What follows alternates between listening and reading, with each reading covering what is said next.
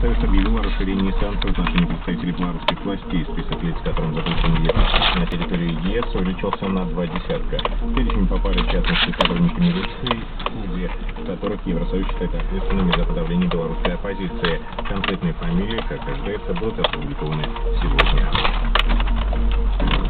Сегодня на радиостанциях «Маяк» и «Вести ФМ» пройдут предвыборные дебаты представителей кандидатов в президенты.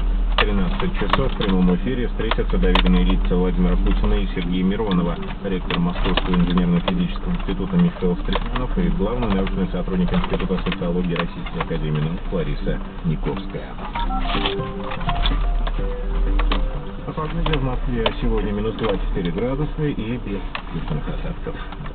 Вести ФМ.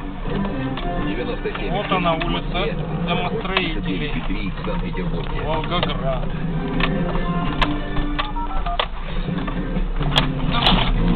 Приличное асфальтовое покрытие. Премьера 2012. Первый роман Михаила Булгакова. Первая масштабная экранизация. Жаль, нельзя разогнаться.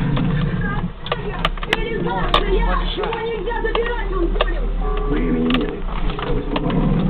Константин Хабенский, Ксения Рапопорт, Алексей Серебряков, Сергей Гармаш, Михаил Пореченко, Федор Бондарчук. Белая третьего и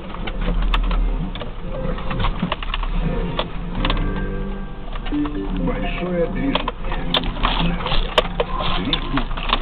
В Москве, согласно индексу, 4 балла, движение затруднено, и сегодня утром максимальная загруженность составила 6 нормы метра.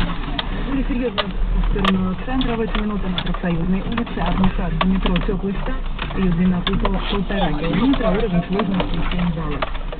Из центра машины стоят на улице Сретенка, от Лубянской площади до Садового кольца, потока около 10 км в час, длина автомобильной очереди 1,5 километра.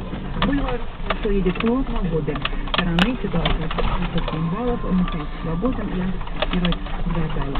В Санкт-Петербурге и в Москве 4 10